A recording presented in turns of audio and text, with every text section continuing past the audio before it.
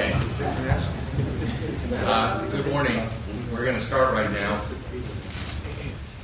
I'll begin by making a very personal, informal statement, which is I really like the individual who was responsible for arranging the seating on this panel. So predictable. Because I'm really well positioned. I won't say any more than that. I'd like to introduce our large panel this morning.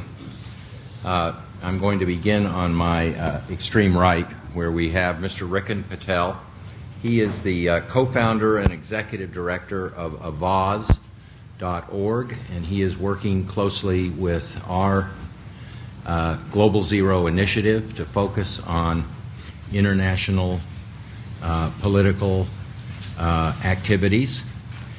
Next to Rikin is Mr. Lawrence Bender, well-known figure, at least, but certainly not only in Hollywood. He is a co-founder of Global Zero, co-founder of a Band Apart Productions, well-known producer of many well-known movies. But right now we're focusing on the film Countdown to Zero, which we showed to an audience last night here in Washington, D.C. In fact, I see that David Korn, who's with us this morning, attended that screening. Next to Lawrence is Mr. Jeff Skoll. He is the founder and chairman of Participant Media. They were deeply involved in the production of Countdown to Zero. But Jeff Skoll is, of course, a very successful entrepreneur and supporter of important social activities and movements beyond Global Zero.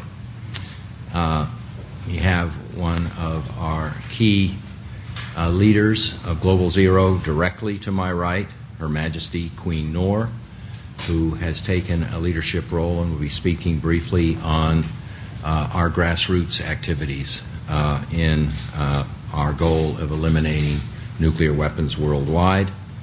I'm Richard Burt, former U.S. diplomat, chief negotiator for the START 1 agreement, and am the chairman of Global Zero USA. Directly to my left is Ms. Valerie Plame-Wilson. Of course, she worked as a career CIA operations officer, plays a very prominent role in the film Countdown to Zero, and is currently affiliated with the Santa Fe Institute in Santa Fe, New Mexico. To her left is a retired General Jack Sheehan.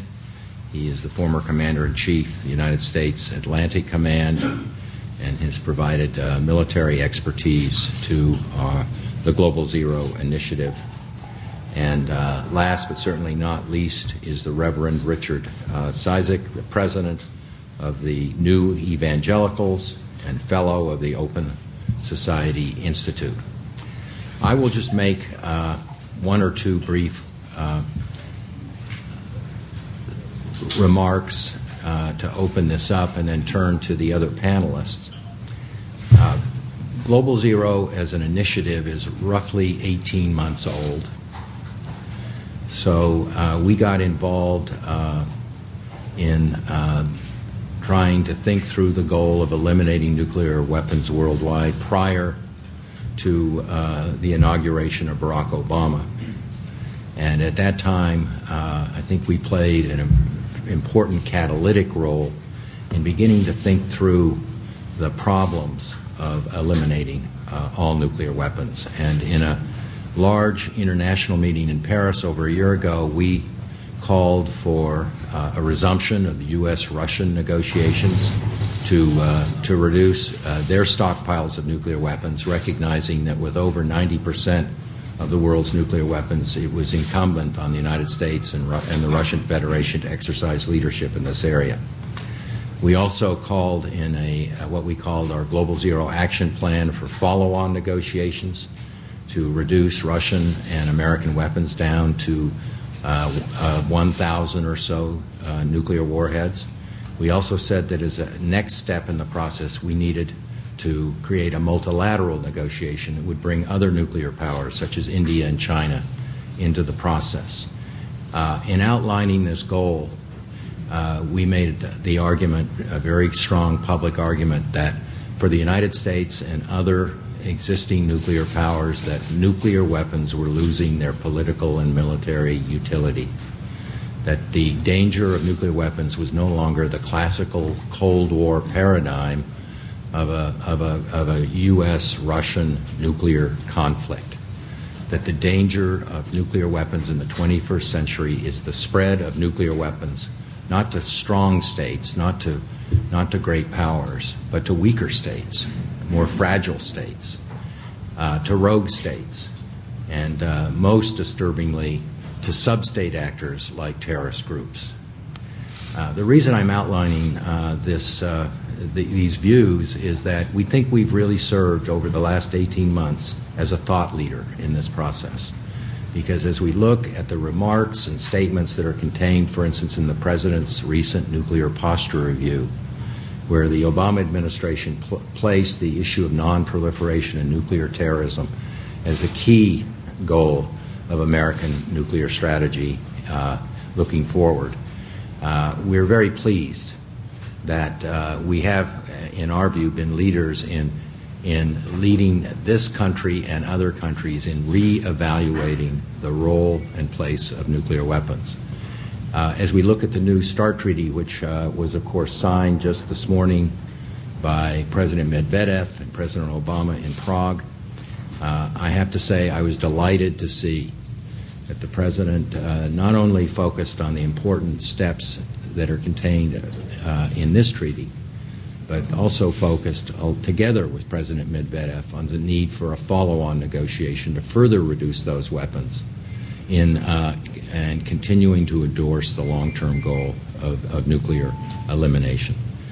And I was also delighted to see that he and his advisors have embraced the idea that the role of nuclear weapons is changing, and that the danger of nuclear weapons today is not of a major nuclear conflict, but the spread of nuclear weapons, the risk of nuclear terrorism, and the need to lock down nuclear materials worldwide, which of course will be the central theme of the Nuclear Security Summit here in Washington next week. So I will conclude by saying we will continue to act as a thought leader in this area.